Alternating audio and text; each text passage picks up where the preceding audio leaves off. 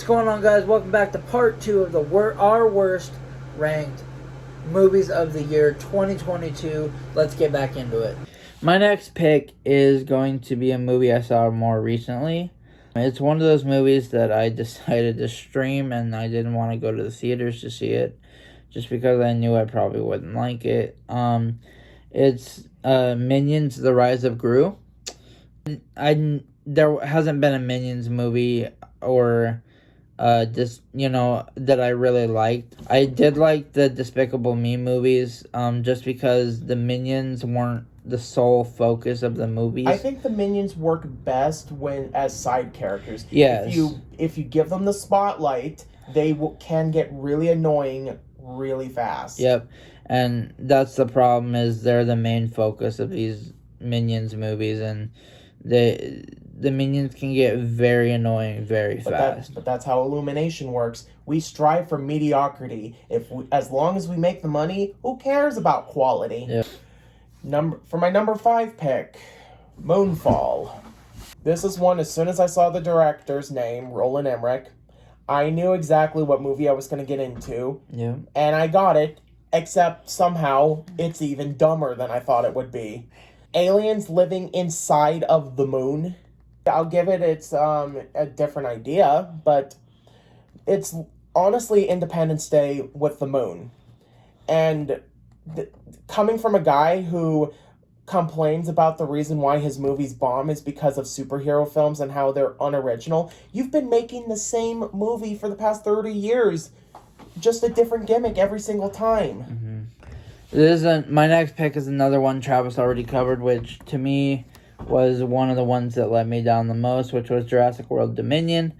Again, a lot of people's not going to like it, but what I don't like about it is it ruined what could have been a good time, because they brought back the three major people plus Dr. Wong from the original movie, and it could have been something great. I think the fact that they made the whole plot about Locust is one of the things that really killed the movie, you know what I mean? And the fact that the big baddie at the end feels like, that it was just added in at the last second, because it barely shows up. Not because they want to build up suspense, but generally it feels like, oh crap, we forgot to add a big baddie at the end, and people are not just going to like locusts. Yeah, and it's like, the problem is with these Jurassic World movies is they just aren't that good, you know? No, they're not. The next one on my list is another one that came early on Netflix this year, Texas Chainsaw Massacre.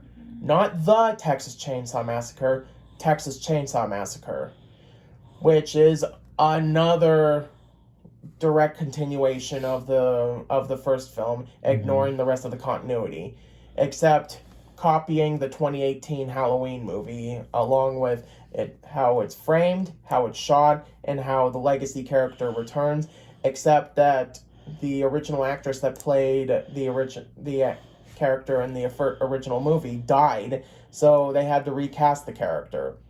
And that would have been fine if she had something to do, but she barely did anything. Mm-hmm. She was looking for Leatherface, and she died. That's it. Like, you could have cut her out of the movie and it didn't exist. I agree. And the worst part is in the they even showed in the trailer the try anything you get canceled, bruh, before the bus massacre, which as soon as that was happening, as soon as the massacre happened, I was cheering for Leatherface. I wanted him to kill everyone, and he delivered on that. And the only other thing that I will say that's a positive is at least it is short. Going off of Travis's pick, my next pick is also Texas Chainsaw Massacre. The problem with... so I love horror movies, and I love gory, bloody, whatever movies. You know, I love Saw. I love Hostel. I love... not because they're good movies, but because of the gore. I'm big into the gore fest and all that. It had all that. It was great on that. But at this point, I think they had a little bit too much, to the point when you know it's too much when it's starting to make me feel sick, And with the CGI blood. With the CGI blood, and it got to a point where it's like, okay, that's too much. That's a little too much. You know, not even Hostel and Saw got really all that bad. Yeah, and what many people don't understand is that if you see the original films of each of the original classics, Texas Chainsaw oddly has the least amount of blood despite the title. Yep, and the thing is I see what they were trying to do. They were trying to play off of the success of the new Halloween trilogy, whatever. Like, you know, bringing the old character back for revenge, whatever. But one, the actress is dead, so I get you have to recast that, but then give her a bigger role in the movie and make her do more. But all they did was put her in there just to die. Yeah, and the most frustrating thing is that they had a good idea for a plot there right at the beginning. A fake documentary about the events of the previous film. Just create a fake documentary in universe with the Texas Chainsaw Massacre. It would have honored the original source material, and it would have been different. Yeah. My number 3 is a big one. Morbius. This is one, as soon as I saw the first trailer back in early 2020, I kind of knew it was going to suck. When I saw the new trailers coming out before the April 1st release, I looked at it and it was like, they didn't improve. It's still going to suck. And I had people going like, no, you see, it's going to be good. It looks so good. No, it's not. And sure enough, it was almost worse than I thought it was going to be. Just this weird sort of mid-2000s superhero film that they wanted to make. It's like they made this film in the early 2000s, right after Daredevil. Yeah. They shelved it, and then they decided, oh man, we got to put a movie right here.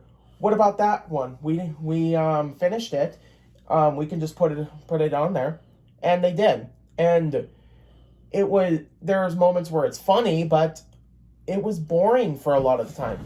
When I say nothing happens, nothing honestly really happens. Yep. And it's just become a joke at this point. My number 2 pick is a movie that I knew it wasn't going to be good. Casting was interesting to say the least. It's Firestarter. Now the problem with this is, for it to be a good Stephen King adaptation, you gotta take it with a grain of salt, because you got good Stephen King adaptations. You got The Shining, which Stephen King actually himself didn't like. But you got It, that was a successful redo, stuff like that. But the problem with this movie is that it just wasn't good. It wasn't good. I think the effects were lackluster. I think, it wasn't good. And my number 2 as well is also Firestarter. Just because I had a little hope that it could have been fine, but the trailer really had me hesitant right after the liar, pants on fire. Yeah. And as soon as I saw the movie, it didn't get better. In fact, it wasn't even as exciting as I thought it might have been. There's even a dumb moment where they ask if a cat is a he, a she, or a they. Oh, God. I knew it was going to happen as they were talking about it, but it didn't make it that much more better. Yeah. And the biggest problem is it was probably one of the most boring movies of the years. Yeah. Like, nothing honestly happened. Like, my mother, who also hated the movie, read me the entire synopsis of the book. And I found the plot of the book and the synopsis way more engaging and way more exciting than this movie. Yeah. And the movie completely 180 the plot of the book and just made up its own thing for the most part. At the point where it's like, oh, well, this happens. Okay, that happens, and that's it. Now we are both on our number one pick for our worst movies of the year so far. There could be worse movies out there. You never know. Probably not, but we'll see. So my worst movie of the year so far is Morbius. This was a movie I first saw the trailer for, and I was like, I don't know what to think. Then the trailers kept coming out. I'm like, this is getting worse and worse and worse. When I first saw the movie and I saw Morbius do his little grin with his teeth, I laughed. I was like, that's terrible. That's awful. They could have made Morbius. Morbius is good in the comics and he's a great character. But and the Spider-Man animated show too. The Spider-Man animated show, he's a great character. They just ruined him in this movie. They absolutely ruined this character. And the effects weren't good. Jared Leto's a good actor, but I'm not criticizing him. But I think this has to do more with directing. And he keeps picking bad movies to do. That's the thing. He's a great. You've seen him. He can be good. You've seen him in what's the newest movie that he was snubbed for an Oscar? Gucci. Yeah. The AKA that one, and then the serious one where he was the killer.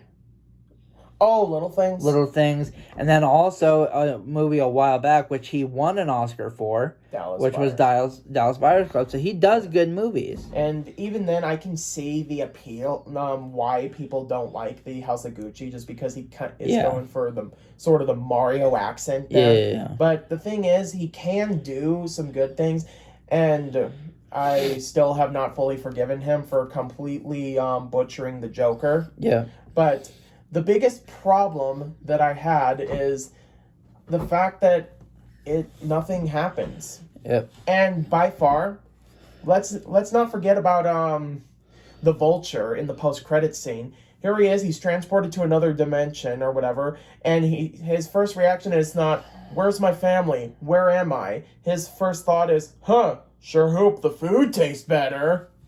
My number one pick is Redeeming Love. Yep. I knew this was going to be bad based on the trailer, but I did not realize how bad it's going to be. And the problem that I have with this movie is it's going to sound bad, but the fact that it shoves its religious message down your throats, essentially. And the fact that it's treating different characters with no beliefs as a crime against humanity that has to be fixed. Let's not try to fix this girl's trauma. Instead, no, you just need Jesus in your life. And the biggest thing is how toxic and how much of a dick the guy is in the movie. Yeah. Here she is, she's wanting to leave the guy like 4 or 5 different times, and he's trying to force her to come back, even at the point of guilt tripping her and saying, well, you're just going to be treated like crap when you go back there, or you can come to a loving husband like myself. Yeah. Okay, Mr. Captain Friendzone, nice guy. Like, oh man, just so much wrong. I hated this movie so much, and I don't think there's going to be anything that's going to beat this one, except for maybe 365 days, whenever that sequels, when those come out, if I decide to see them. But at the moment, I don't think this one is going to be beat. All right, guys, that was our top worst movies of 2022. We hope you enjoy. We will be posting our next video. Will be our top 10 best movies of the year so far. So be looking out for that. That will be here probably this weekend, maybe you said? Yeah. Probably this weekend. And we hope you really enjoy. Again, hit that subscribe button. Hit that notification bell so you know when we upload a new video. And we want you to welcome to the 406 Boys. We'll see ya.